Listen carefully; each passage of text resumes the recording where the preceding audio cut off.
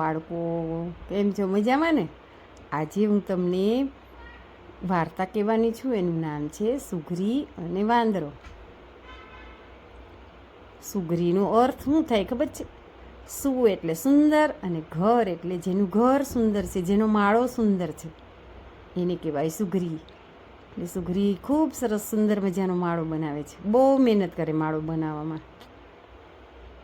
આજે હું તમને એની વાર્તા કહેવાની છું. એક હતી સુઘરી અને એક હતો વાંદરો. સુઘરી તો ખૂબ સુંદર મહેનત કરીને ખૂબ સુંદર મજાનો માળો બનાવે. અને એનો માળોની એક ખાસિયત છે કે એ જ્યારે માળો બનાવે ને ત્યારે એ કૂવો કે એવું હોય ને ત્યાં જ લટકતો માળો રાખે, એટલા માટે કે કોઈ પણ એના બચ્ચાને નુકસાન કરી શકે નહીં. એટલા માટે એ એવી જગ્યાએ માળો બનાવે કે ત્યાં કોઈ જઈ ન શકે. એટલે સુંદર મજાનો માળો બનાવ્યો હતો.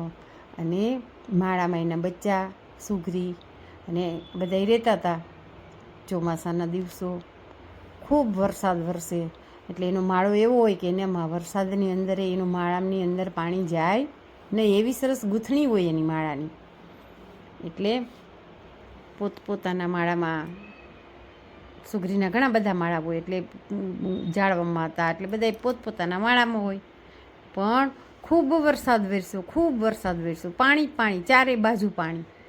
ક્યાંય એમ નહીં કે આ પાણી નથી, આખું જંગલ પાણીથી ભરાઈ ગયું. અને પાણી જ પાણી, બધે જ્યાં જુઓ ત્યાં પાણી. એટલો બધો વરસાદ વરસી ગયો. એમાં વાંદરાભાઈ એ જ ઝાડવા ઉપર રહેતા હતા કે જ્યાં સુઘરીએ માળો બનાવ્યો હતો.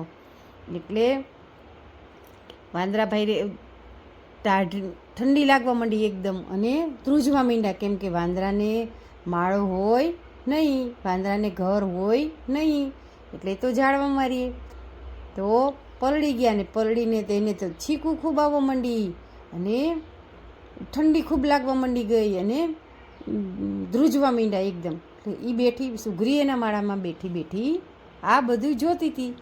એટલે એને એમ થયું કે એને વાંદરાને શિખામણ દેવું. તો સુઘરીએ તો વાંદરાભાઈને વરસાદ બંધ થયો એટલે સુઘરી તો વાંદરાભાઈને શિખામણ દેવા ઉપડી કે અરે વાંદરાભાઈ, તમારે તો માણસની જેમ હાથ છે, પગ છે, તો તમે સુંદર મજાનો માળો બનાવતા હો તો કેવું સારું. અત્યારે ચોમાસાની અંદર તમે માળા વગરના હો અને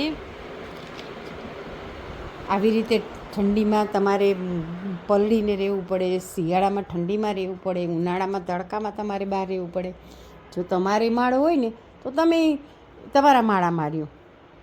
વાંદરાને આ ગમ્યું નહીં. વાંદરાનો તો મગજ હલી ગયો અને વાંદરો તો એકદમ ગુસ્સે થઈ ગયો કે તું મને શિખામણ દેવા આવી.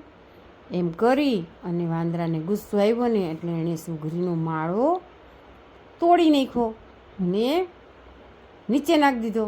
પછી તો સુઘરીને બીક લાગી કે આ મને મારી નાખશે. એટલે સુઘરી બેન તો ઉડતા માળો છોડી અને બીજા ઝાડ ઉપર વયા ગયા અને નવેસરથી ફરી વખત માળો બનાવવાની તૈયારી કરી.